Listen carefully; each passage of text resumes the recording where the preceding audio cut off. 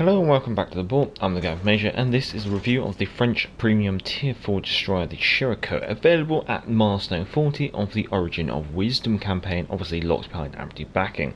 Now this is a tier 4 and 5 game of domination on ring. On the in between we have an A-caster, T61, that concerns me because she has sonar, Gorky, Trento, Bretagne, Queen Elizabeth, California, spawning in the centre right and heading over towards the alpha objective in the hope to do spotting and support my flank, I guess you could say. So, Siroco is a Borask class destroyer. Now, the Borask is already in game, represented as a tier 3 tech tree destroyer. So the Siroco is basically a tech tree tier 3 destroyer with some shiny bits tacked on in order to make her a premium, is the best way to put it. Now, Siroco was sunk during the evacuations from Dunkirk. She was sunk by some German S-boats or Schnellboats during that operation, I guess you could say. So, in comparison to the tier 4 tech tree destroyers, what are we looking at? Well, survivability wise, you have a just below average HP of 11,900. You've also got the typical tin can armor scheme when it comes to a destroyer. Gotta check what the enemy destroyer is in the flank. Thank God it's the T61. That means I've probably got the A-caster over here, probably nuzzled up behind this island, so I'm just going to probably do exactly the same kind of like counterplay. Moving on to the artillery, you have 4 number 5.1 inch guns mounted in 4 single gun mounts. We have A turret with B turret super firing up front, and we have X turret super firing over Y turret at the rear. Now, these have a just below average range of 10 kilometers. There is an A-caster. Hello, kind sir. Oh boy. Please accelerate. I have no idea how I managed to get away with that. Thank God for engine boost, which obviously helps with your acceleration. Now continue with the artillery. Third slowest reload of 8 seconds. Joint second fastest turret traverse speed, however, of 18 seconds per 180 degrees of rotation, which is quite nice. Now you have the joint highest HE shell damage of 1,900 and the joint highest fire chance of 9%, and you've also got an average AP shell damage. Now, combining that with the reload, what are we looking at? Well, you're looking at having T61. Don't necessarily want to engage T61 straight away, but I would like to get guns trained around before I end up engaging the T61.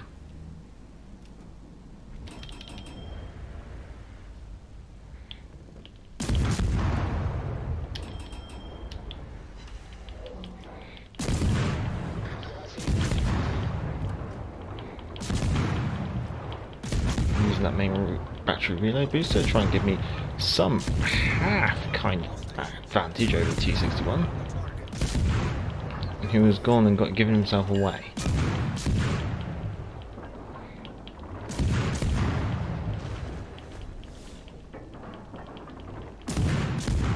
Looks like someone might finish him off.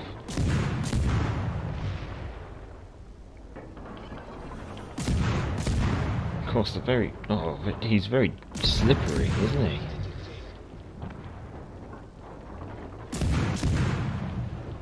There we go. Oh, and we got the cap as well. Okay, time to move on. Yes, where were we? We're going to start talking about the DPMs. She has the third worst HE DPM, third worst fast per minute, and third worst AP DPM.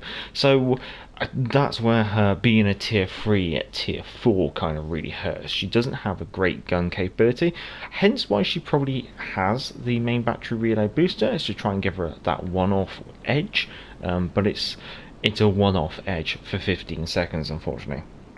Torpedoes, she's got 2 triple launchers mounted on the centre line. Angles are not the greatest, very focused around the centre or midships, I guess you could say, but they can fire both sides, which is quite nice. Now these do have an average reload per launcher of 75 seconds, second highest torpedo damage of 16,000, and they've also got the joint third longest range of 7 kilometers, so the torpedoes are kind of nice enough, I guess you could say. Now, they do have the joint slowest speed, however, of 58 knots, and they do have an average detectability of 1.2 kilometers.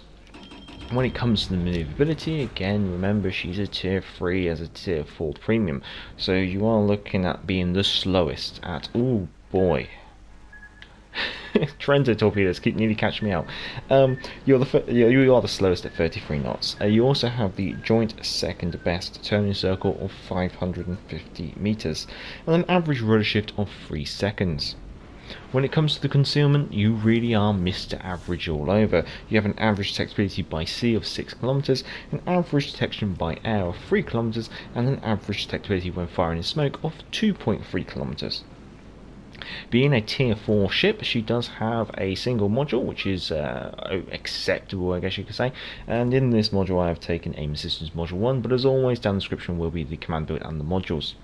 Now we've kind of skipped it, so we'll jump back to it. Let's talk about the consumables on the ship. Well, obviously she has engine boost. She's got 2 engine boosts, and this has a duration of 120 seconds and will improve your engine, or maximum speed I should say, by 20%. What this means is that the base speed can be increased from 33 knots to 39.6 knots.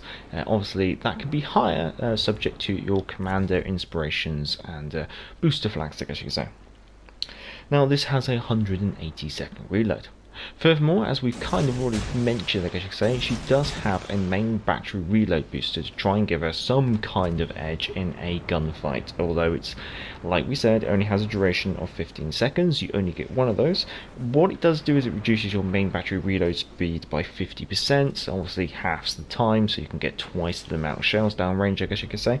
And should you somehow decide to go down the route of having a commander which will grant you an additional one of these, usually possibly via the fully packed trait, and then it's worth noting it has a 150 second reload. So it's a tier 4 ship and it's a tier 4 game, and therefore things aren't exactly that's impressive, let's be honest. And as a tier 4 destroyer, she's nothing special is the best way to put it. She has a main battery reload booster, but that seems to be about her only redeeming quality. Otherwise it's generally a poor chassis, I guess you could say. There's not a lot, not really to be proud of, I guess you could say. She's all right enough. I mean, but I wouldn't necessarily. I think if you want a ship to play once a week and get your promotion orders for your premium supplies, then hey, this is a potentially a acceptable solution. And she is kind of free, I guess you could say. She's obviously locked behind 2,500 doubloons of amity backing, but that she's pretty cheap, I guess you could say, for a tier 4, because if you're going all the way from the mains, but otherwise it's not exactly ecstatic. She does come with a Type 9 permanent camouflage, which looks quite pretty, if that's of interest. But otherwise, yeah, I mean, if she was a premium ship in the store, I'd probably say, nah, I won't bother. As a milestone along the campaign, she's not too bad, but honestly, there are better tier 4s out there. Well, our team has all the caps, and there's only one enemy ship left, and I do have torpedoes inbound, and each one's going to do 16,600 damage, so yeah, acceptable results. So let's go find the enemy cruiser, which is somewhere over here, using my Perceptive skill, and we'll see if we can just mop it all up. So yeah, I've given my thoughts, my opinions on the Siroco. We're just going to go see if we can wrap up this enemy ship and see where we end up on the end table. I think the A caster at the start of the game was showcasing why you should not sit in your smoke if you know there's a destroyer nearby. Smoke screens are torpedo magnets, regardless of how short your smoke screens are going to last for. And the Trent on the enemy team very much quite nearly caught me out a couple of times when it came to his long-range sneaky torpedoes. I think if I had come up against the T-61 in exactly the same situation I came against the A-caster, I would have been a dead duck, simply because the T-61 could have dropped smoke, dropped sonar, lit me up, and killed me very quickly from the comfort of his own smoke screen. Thankfully, it was an A-caster. So somewhere over here is an enemy cruiser. I'm not sure how much HP he's got, but we're going to win on points. There we go. Oh well, so yeah, hopefully I've given you a general idea of what she's like and general opinion of her. It is what it is, I guess you could say. And most people will probably be getting her this week. 45,000 damage from 10 shots on target and 5 torpedoes, so using her very much like a torpedo boat this game, I guess you say. 3 kills, causing only 1 flooding, amusingly. 1 capture assist, 2 defenders, and 3 spotting ribbons, so that's quite nice, and getting devastating strike.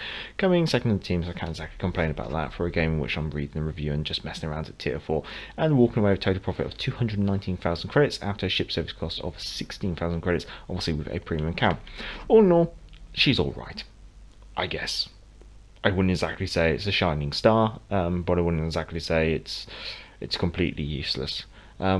But that's just my opinion.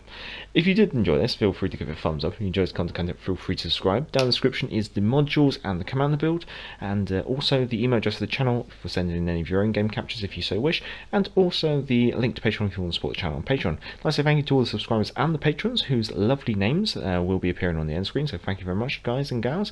And until next time, I'm the Gareth Major, and back to the port. Hey, hey, clear the way, here comes the galloping Major. Bumpity, bumpity, bumpity, bump. Get out of the way there, you fellows, unless you want me to run you down. I guess this is the life. Now, hey, hey, clear the way, here comes the galloping Major.